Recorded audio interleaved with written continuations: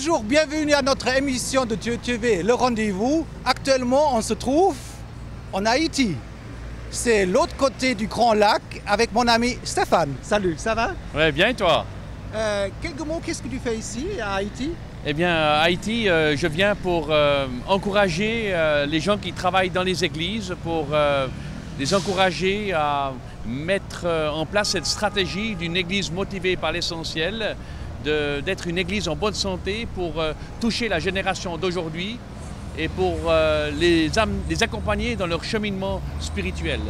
On parle beaucoup du tremblement de terre qui était en 2010 ici à Haïti, mais nous, on ne parle pas de ça, c'est pas notre sujet. Hein? On a un autre sujet qui est notre importance. Voilà, tout à fait. C'est vrai que moi, personnellement, en ayant voyagé beaucoup aussi en Afrique, j'ai été très surpris par l'engagement des Haïtiens suite au tremblement de terre. On voit encore quelques éléments qui restent, mais on voit aussi beaucoup de gens au travail et qui nettoient les égouts, qui construisent. Et dans la vie de tous les jours, les gens sont tournés vers l'avenir. Et quand on parle aussi de l'Église, ils sont motivés à toucher la génération d'aujourd'hui pour qu'on puisse répondre à leurs besoins. Montre-moi ce grand cahier là. Merci. Alors, donc, le titre, il est Une église motivée par l'essentiel. 2-3 mots, parce qu'après on a un extrait dans le séminaire. Plusieurs extraits, mais on va commencer. Alors, ce séminaire parle en fait de l'Église en bonne santé, motivée par l'essentiel, par les 5 objectifs, c'est-à-dire le grand commandement et le grand ordre de mission. C'est les 5 choses que Jésus a dites, qui sont les plus importantes. Le grand commandement, tu aimeras ton Dieu de tout ton cœur, c'est l'adoration. Tu aimeras ton prochain comme toi-même, c'est la communion fraternelle, c'est le ministère. Et puis ensuite, il parle aussi du grand ordre de mission, de faire des disciples, c'est l'évangélisation, de les intégrer par le baptême dans l'Église, c'est la communion fraternelle, et de leur enseigner à mettre en pratique tout ce qu'il nous a prescrit, c'est la maturité. Mais un petit extrait, parce que Stéphane, il sait causer, hein? Alors, juste un extrait. Moi, je vous propose un plan qui me semble efficace. Vous avez peut-être d'autres. Alors, le plan que je vous propose, c'est ceci, c'est deux symboles. Premièrement, c'est des cercles d'engagement. Premièrement, c'est comment on voit les gens, n'est-ce pas? On a différentes personnes dans notre Église. L'entourage, c'est ceux qui sont à l'extérieur de l'Église. Ensuite, vous avez la foule, c'est ceux qui viennent régulièrement à l'Église. Vous avez l'assemblée, c'est ceux qui s'engagent dans l'Église. Vous avez les engagés, c'est ceux qui s'engagent à lire la Bible tous les jours, à prier tous les jours, à participer à un petit groupe. Et vous avez le noyau, c'est ceux qui s'engagent dans un ministère. Et vous avez les mandatés, c'est ceux qui s'engagent dans une mission pour le monde. Vous allez savoir ça par cœur. Je vais driller ça avec vous dans les heures qui viennent. Vous voyez, l'entourage, c'est ceux qui se rendent occasionnellement ou pas du tout dans votre église. La foule, c'est ceux qui viennent régulièrement à l'église, mais qui ne sont pas forcément sauvés. Vous avez l'assemblée ou l'église, ceux qui sont engagés envers le Christ et envers la famille que représente votre église, ceux qui sont membres, les engagés, les membres qui désirent activement grandir en maturité spirituelle. Le noyau, les membres de votre église qui servent activement au sein du ministère, et les mandatés, les membres qui se sont engagés à sortir en dehors des 4 murs de votre église pour annoncer l'évangile de Christ. Les 5 cercles. Ça, c'est comment on voit les gens, n'est-ce pas? Ça, c'est le résumé des cercles d'engagement. L'entourage, c'est le plus grand nombre de personnes que nous pouvons servir. Ceci est l'audience pour notre Église. Ensuite, vous avez la clé de faire venir les gens à notre Église à ce qu'ils s'asseyent et écoutent le message de l'Évangile. Lorsque quelqu'un vient à notre Église pour suivre un culte, il s'est joint à la foule. Le dimanche, vos auditeurs ne sont pas tous sauvés, forcément. N'est-ce pas? C'est la foule. Ceux qui viennent à un enterrement ou à Noël ou à Pâques, c'est l'entourage. Ils viennent peut-être 1-2 fois par année à l'église. Et le but, c'est de faire avancer les gens à s'engager plus loin, n'est-ce pas? Donc quand ils font de la foule, le but, c'est qu'ils fassent partie de l'assemblée, qu'ils acceptent Jésus-Christ de façon authentique, qu'ils se fassent baptiser, qu'ils s'engagent dans l'Église à être membres, à dire « ça c'est mon Église, ma famille ». Stéphane, tu as tenu 2 séminaires dans le capital et nous sommes où ici? Ici, nous sommes à Cap-Haïtien, à peu près 5 heures de route au nord de Port-au-Prince. Alors, quelques extraits pour vous montrer le trajet pour arriver ici au Cap-Haïtien. Parce que 5 heures, je peux vous dire, on était comme ça pendant 5 heures. Extrait.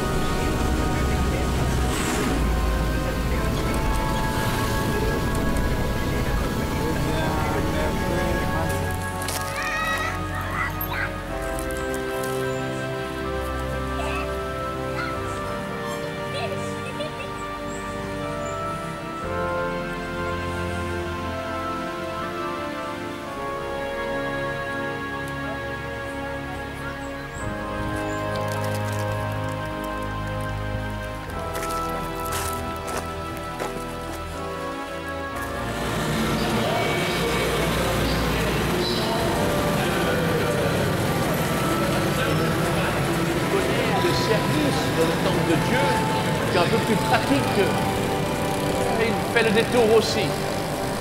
Mais voilà un Samaritain, un homme qui n'a pas eu la bénédiction et qui est même quelqu'un en dehors du pays. Il a vu cet homme, il a eu compassion. Et il l'a même mis sur son âne, il a mis de l'huile sur sa plaie, il a bandé sa plaie. Et il a même payé 2 deniers à l'hôtellerie pour qu'on prenne soin de lui. Il l'a amené dans un endroit où on allait prendre soin de lui. Stéphane, je peux juste voir le grand livre là, parce que quelque part, toi, tu es connu pour ce livre. Si tu es connu pour quelque chose en Suisse, tu es connu pour ce livre. Regardez, ce livre de Rick Warren, qui a fait le tour du monde, 30 millions d'exemplaires. Combien d'exemplaires en langue française? Oh, on a imprimé à peu près 150 000 exemplaires en langue française. Et ça marche, hein? Oui, ça marche bien. Oui. Tu veux arriver à 1 million, hein? Ah, même plus, pourquoi pas. Il parle de quoi, ce livre? Alors, ce livre fait découvrir le sens de la vie, pourquoi on est sur cette terre, à quoi ça sert de vivre. En fait, c'est 5 objectifs, qu'on est là pour adorer Dieu, qu'on est là pour exprimer sa communion fraternelle avec d'autres chrétiens au sein de l'Église, qu'on est là pour grandir à la ressemblance de Christ, la maturité, qu'on est là pour servir dans l'Église, avoir un ministère, et qu'on est là aussi pour avoir une mission dans le monde. Et pour moi, ça c'est quelque chose qui me touche beaucoup et qui me passionne, parce que c'est la raison pour laquelle je vis et pour laquelle chacun a été placé sur cette terre. Alors, dernièrement, j'ai acheté le livre, mais en anglais. Et je l'ai lu déjà en anglais, et tout d'un coup, je rencontre Stéphane, et il dit hey, « je vais faire un séminaire avec ce thème en Haïti. » Et je dis ben, « on va ensemble. » Et alors, dis-moi, c'est 40 chapitres, parce que 40 chapitres dans ce livre? Oui, tout à fait, 40 chapitres. En fait, ça fait 40 jours. Oui, c'est un voyage.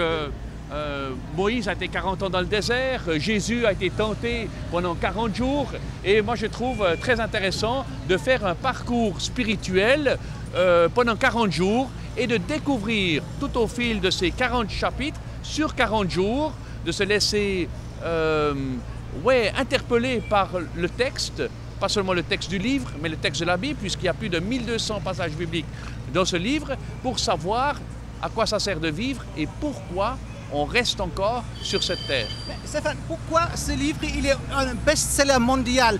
C'est pas un roman, c'est pas La Cabane, c'est pas un film Hitchcock.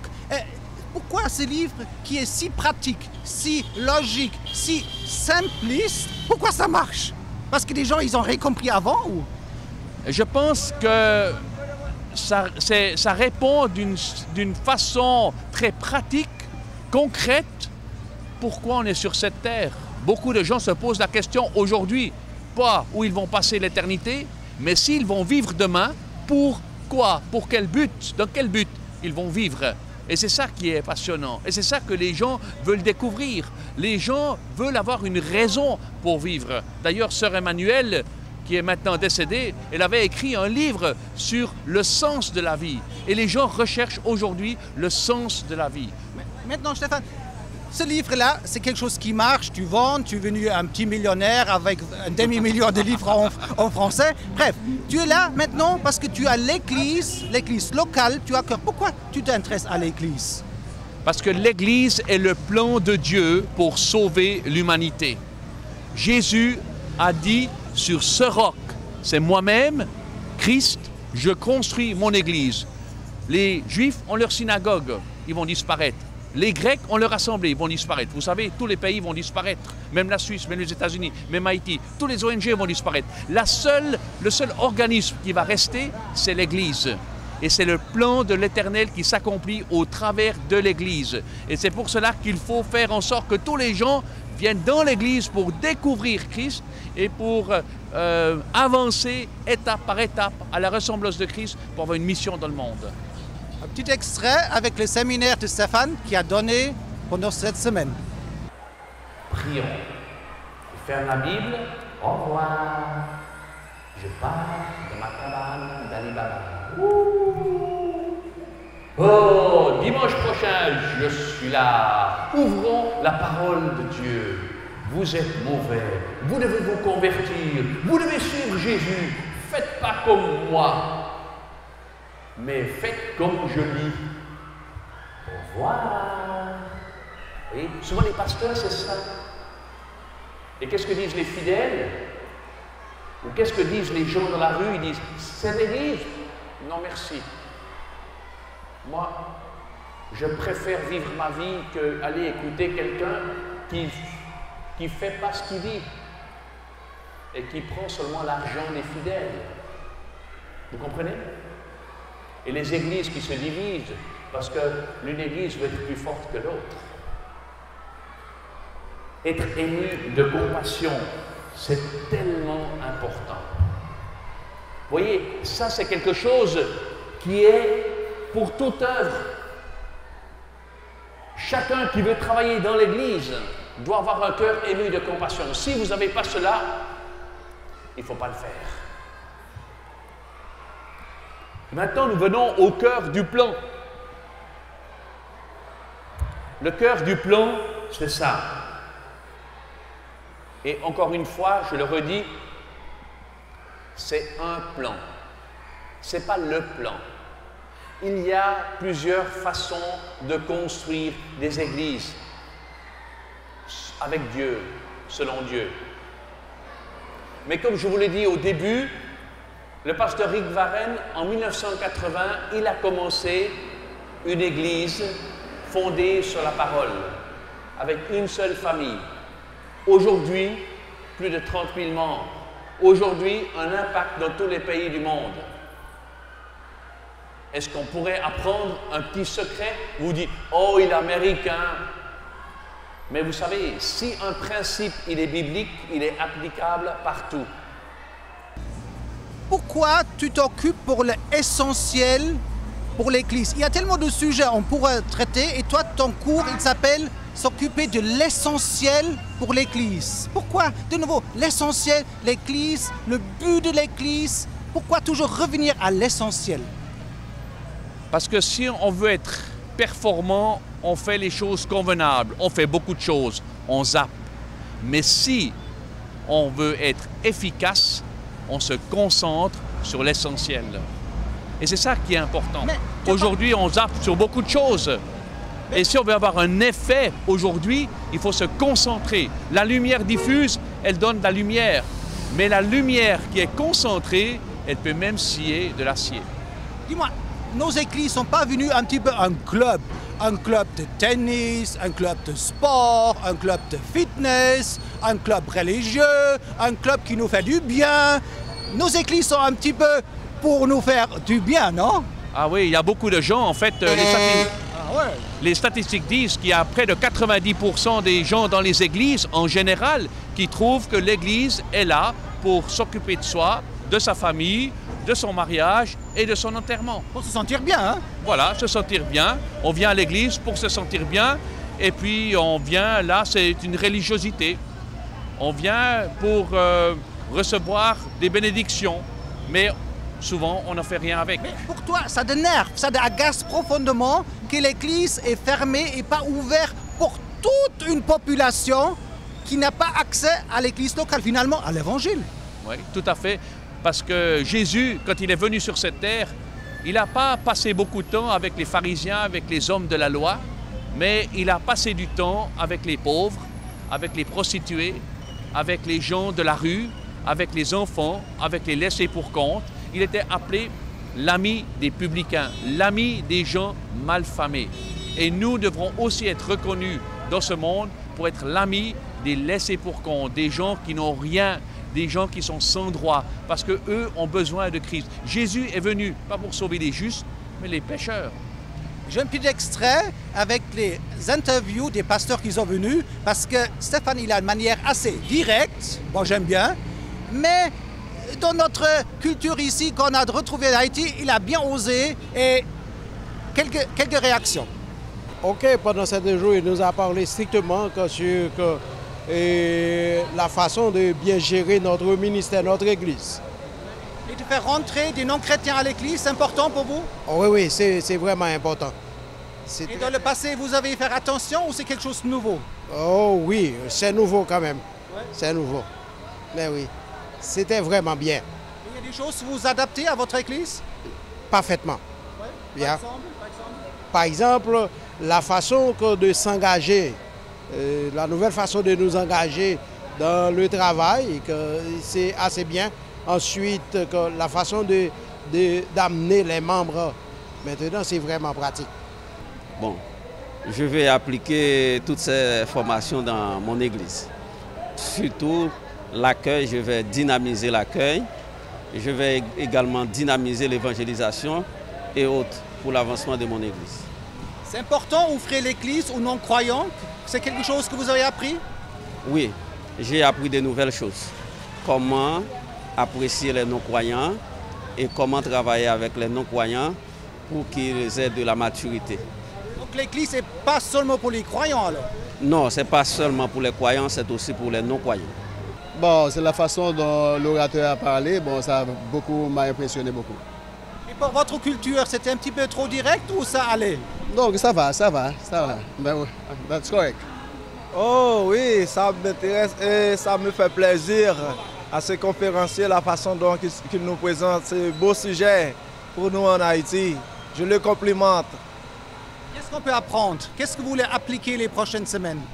Oh, c'est la pratique avec la façon dont le séminariste nous présente ce sujet. Nous allons appliquer ça dans notre église.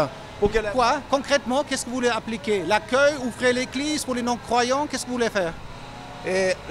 L'accueil, la pratique d'abord, la façon dont la Bible nous a dit comment pour faire avec les membres de l'église. Il faut avancer dans la pratique, dans la foi pour aider les membres à grandir spirituellement. Donc il semble que les gens ont bien apprécié finalement ton séminaire.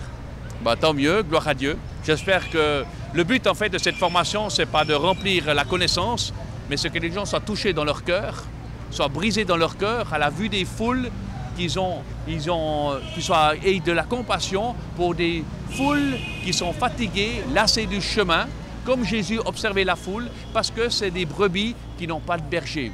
Les gens aujourd'hui n'ont pas besoin qu'on leur dise qu'ils sont mauvais, mais on a besoin de les encourager et de les mener sur le bon chemin pour qu'ils puissent découvrir le bon berger. On a besoin de cette compassion pour les gens. Et c'est dans ce sens qu'on peut prier pour Haïti, qu'on peut prier pour ces gens qui sont là dans les rues. On a appris qu'il y a des milliers, on ne veut pas dire les chiffres parce que personne ne connaît le chiffre exact, mais on a appris qu'il y a des milliers de ONG qui s'occupent de tas de tâches et d'occupations. Mais l'évangile, c'est important. Hein? Des ONG, ce n'est pas toujours pour l'évangile. Donc, d'évangéliser et d'annoncer l'évangile, c'est osé, hein, souvent. Oui, et moi-même, je dirais que les ONG, c'est super le travail qu'ils font. Ouais. Mais en fait, les ONG sont là parce que l'Église ne fait pas le travail. C'est un peu osé. L'Église ne fait pas son boulot, les pasteurs. Écoutez bien, Stéphane. Hein? Mais parce que Jésus a dit, il n'a pas dit, je construirai mon église, il a dit. Il n'a pas dit, j'établirai des ONG, j'établirai des missions, des organisations missionnaires. Il a dit, j'établirai l'église. L'église est le plan de Dieu pour sauver l'humanité. Alors bien sûr, on est reconnaissant pour ces ONG et pour ces missionnaires, mais finalement, tout ça, ça va disparaître. La seule chose qui va subsister jusqu'à la fin, c'est l'Église. Dis-moi, Stéphane, là je prêche pour mon église. Dieu TV, quelque part, on est aussi large. On est déjà sur 2 satellites, peut-être par la grâce de Dieu sur un 3e satellite pour ici la Caraïbe et pour Floride, parce qu'en Floride il y a beaucoup de francophones, jusqu'au Québec. Donc on travaille quelque part dans le même sens. Toi tu es très large, tu veux que les gens viennent dans l'église, et moi, Dieu TV, on a le même but que des gens, enfin, rentrent dans l'église, non? Oui, tout à fait, il faut avoir une vision, on a une vision commune. Mais en fait, ce que j'aimerais encore dire, c'est le but, c'est pas que les gens viennent dans l'Église. Le but, c'est qu'ils connaissent Christ, on les amène dans l'Église, ils découvrent qu'ils deviennent membres de la famille de Dieu. La prochaine étape, c'est qu'ils soient consolidés dans la maturité, qu'ils puissent lire la Bible tous les jours, qu'ils puissent donner la dîme, qu'ils puissent participer à un petit groupe, qu'ils puissent en fait ressembler à Christ. La prochaine étape, c'est qu'ils puissent découvrir leur ministère, qu'ils puissent l'apprécier, qu'ils puissent aussi l'exercer, le développer. Et puis finalement, qu'ils puissent avoir une mission dans le monde et qu'ils puissent aller dans le monde avec la bonne nouvelle, en sachant comment atteindre les autres pour Christ. C'est ça le but final, n'est-ce pas? Donc on vient de très loin et le but, on passe par l'Église pour les amener dans la mission dans le monde. Oui, ça c'était son sujet pendant ces 3-4 jours. Donc, quelque part, Stéphane essaie de ramener des gens vers l'Église et nous, Dieu TV, on essaie de s'occuper des gens qui viennent peut-être jamais dans leur vie à l'Église. S'ils ont devant leur poste, devant leur ordinateur et qu'ils ont devant leur poste de télévision, devant leur téléphone portable, qui vont peut-être jamais venir à l'église. Et là, tu es d'accord, Dieu TV a une mission aussi importante, peut-être des gens qui viennent jamais. Tout à fait. Et le but, c'est qu'ils trouvent une église locale pour faire cette démarche de foi et qu'ils puissent être accompagnés pour faire en fait ces 5 objectifs. Pourquoi ils sont sur cette terre.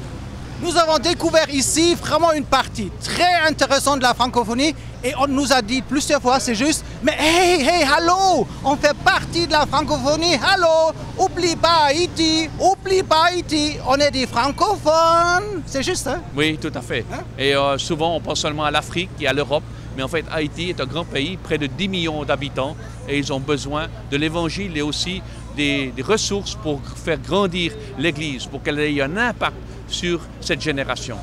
Donc, comme Haïti fait partie de la francophonie, nous avons préparé un clip vidéo qui s'appelle « Prions pour Haïti ».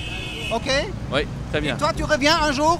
Oui, normalement, c'est prévu que je revienne dans 6 mois, donc je reviens 2 fois par année pendant 3 ans. Au revoir, un petit peu de musique. Shalom! Shalom, merci. Shalom, au revoir. À la prochaine. Hein? Madame, Messieurs, les articles hors taxe de la Boutiquière France sont maintenant en vente à l'office agent de la Caraïbe. Nous vous invitons à découvrir notre sélection du mois présentée à la fin de France.